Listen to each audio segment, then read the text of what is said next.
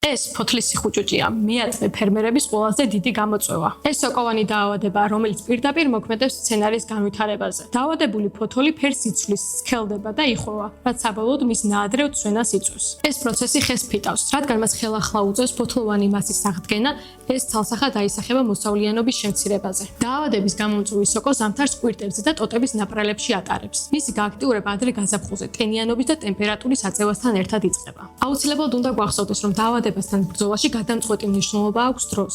ყველაზე კრიტიკული მომენტი კვირტების დაბერვის ფაზაა. მაშინ, როდესაც კვირტი იბერება და იხსნება, ნაზი ქსოვილი კონტაქტში შედის გარემოსთან. რატომ არის ეს ფაზა მნიშვნელოვანი? სწორედ ამ დროს ცდილობს სოკოსპორა კვირტის შიგნით შეღწევას. თუ ამ მომენტს გამოუტოვებთ და სოკოს ფოთლის ქსოვილში შეაღწევს, ნებისმიერი შემდგომი წამლობა აზრს დაკარგავს. დაავადება შიგნიდან განვითარდება და ვიზუალურ ეფექტს მაინც მივიღებთ. ამიტომ პრევენციული წამლობა უნდა ჩატარდეს იქამდე, სანამ კვირტი ბოლომდე გაიშლება. ფოთლის სიხუჭუჭესთან საუკეთესო ბრძოლის საშუალება სპილენძის ქლორჟანგია, რომელიც ბაზარზე სხვადასხვა დასახელებით გვხვდება. მათ შორის ფერმერებში ყველაზე მოთხოვნადია გერმანული კომპანია კოსაკოს კობოქსი. მისი ეფექტურობა უნიკალური მოქმედების მექანიზმში მდგომარეობს. შესხურების შემდეგ პრეპარატი მყარად ეკურის მცენარის ზედაპირს. ნალექის, ნამისა თუ ჰაერის ტენიანობის ზემოქმედებით პრეპარატიდან თანდათანობით იწყება სპილენძის იონების გამოყოფა. ეს პროცესი ხანგრძლივი და სტაბილურია. ტენი, რომელიც სოკოს გაღივებისათვის სჭირდება, ის პარალელურად უზრუნველყოფს სპილენძის გააქტიურებასაც.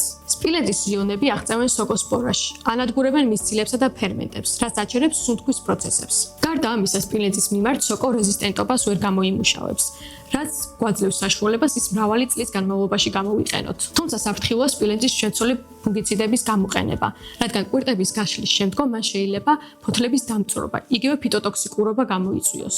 მაქსიმალური შედეგისათვის მნიშვნელოვანია ვადების დაცვა.